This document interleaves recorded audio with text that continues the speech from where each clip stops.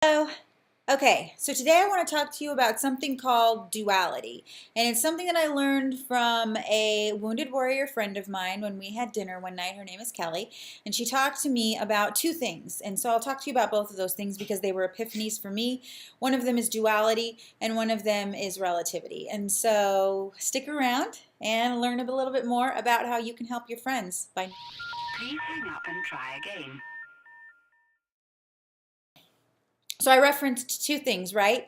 Duality and relativity. So first off, we'll talk a little bit about duality. And I think I've hit on a few of these, the phenomena, whatever you want to call it, in some of my other videos where I talk about, okay, so when we sat down and we talked about this, I was blown away by this idea because I had always been struggling with this. People with depression, people with anxiety, people with mental health disorders, issues, whatever you want to call them, struggle with this dual sense of emotion. I am as a depressed person, I feel sad a lot of the times. I feel very upset, and I feel worse than sad. I feel distraught. I feel devastated. All of these different emotions, and then all of a sudden, something will happen. My dog does something funny, and it makes me laugh, and I feel this split instant of happiness. Or I'll go to a wedding and it's beautiful and amazing, and my cousin Harper, who cannot walk, is walked down the aisle by her mother using a harness, and that makes me so emotional and grateful and happy. Or I will hear a funny joke and I laugh and I enjoy it and I feel this incredible sense of connectivity with my friends. Um, but all at the same time, you continue to feel the feelings of depression.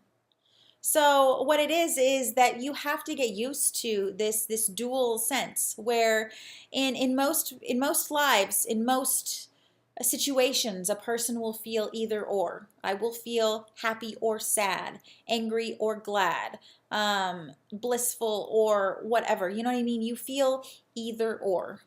But when you are going through something like depression or anxiety or PTSD or any of those, you feel both. I feel happy and sad. I laugh and I want to cry. I enjoy something, but at the same time, I feel disconnected from my family, and that makes me sad. So there's all of these different things where you have to get used to this new sense of being, this new you.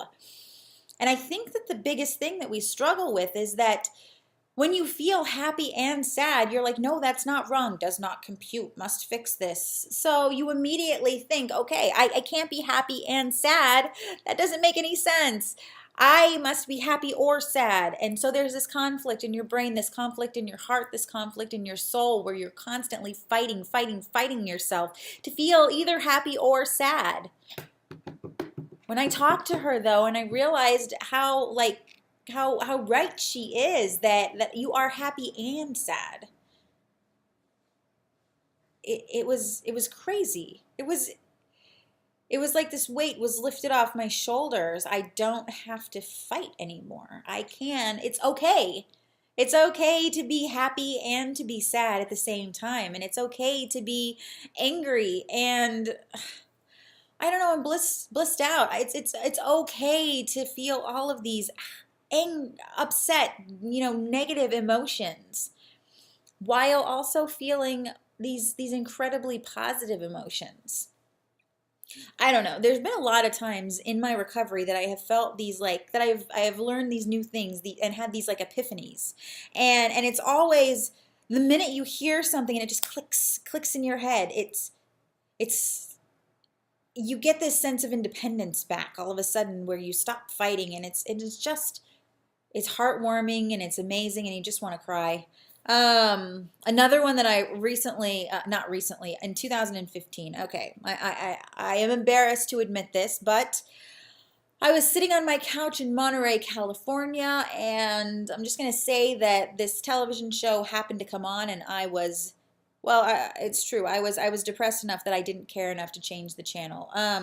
We went from one show, I can't remember what it was, probably like Say Yes to the Dress or something, and then the next show was Keeping Up with the Kardashians.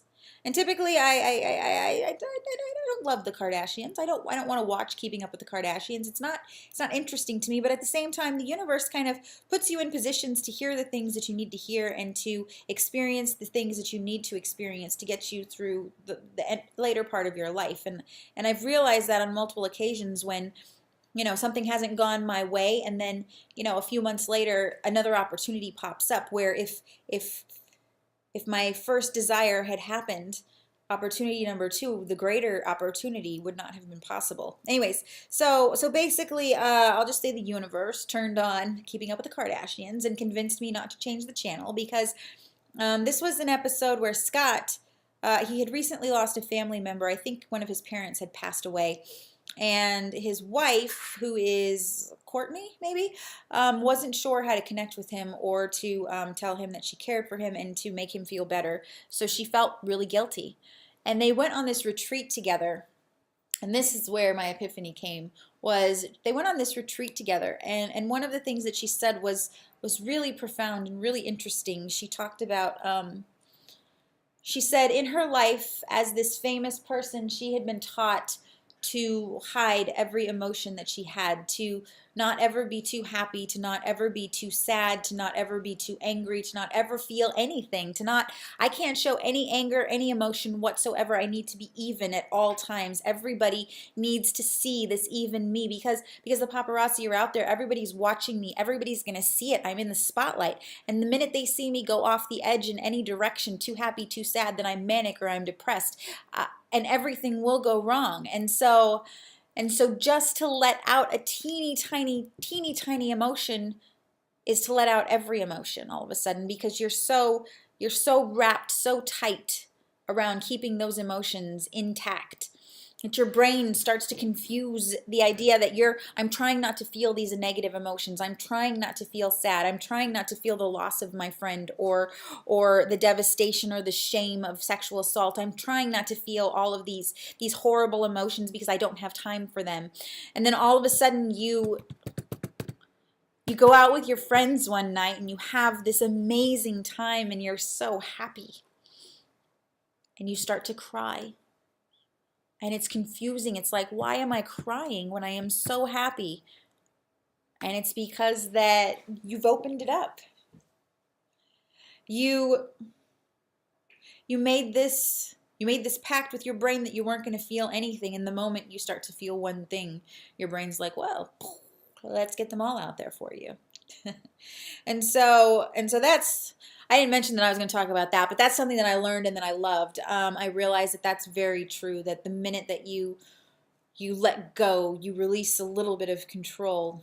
It's like Pandora's box and they all come out. So, okay, the second thing I said I was going to talk to you about was relativity, and this is very important. I think a lot of times we worry when somebody comes up to us and they want to tell us, I lost my parent. My father died when I was very young, and your father is still alive and your father is still healthy, and you have never even considered the loss of your parent. You're like, how do I relate to that? How do I comfort this person when I don't know what that feels like? And the thing is that you don't have to have been through the exact same experience to be able to comfort an expression of emotion. It's all relative. You can easily understand that in this situation they feel a great deal of loss. They feel sadness. They feel profound depression probably. And so take from that. There are times in your life when you have felt loss, you have felt sadness, you have felt anxiety, you have felt anger, you have felt all of these emotions, and it may not be for the same reason, but it is very similar. It is the same emotion. And it may not be, you may not have felt it to the extent that they are feeling it right now, but here's what I got for you too, is that when I was young and the worst thing that had ever happened to me was that I lost my doll or that I sat in a pile of ants, that was the worst thing that had ever happened to me. That was the worst pain that I had ever felt in my life until something worse came along. And then it was like, oh, no, this is the worst pain. But once again, pain is relative.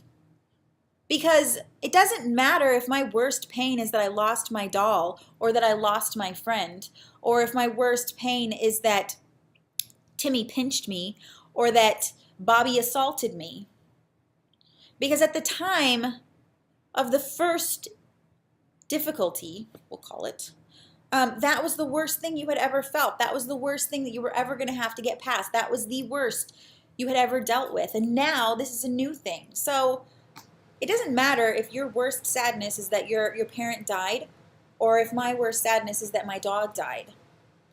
That is the worst day of my life up to that point. And so we need to comfort each other in much a similar way. We can't say, you know what, your pain doesn't matter because my pain is worse, or my pain doesn't matter because your pain is worse. No, it's all relative.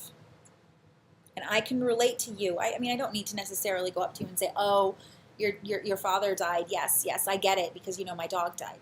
No, I mean, that's silly. Don't do that. But you can go in and say, oh yeah, you know what?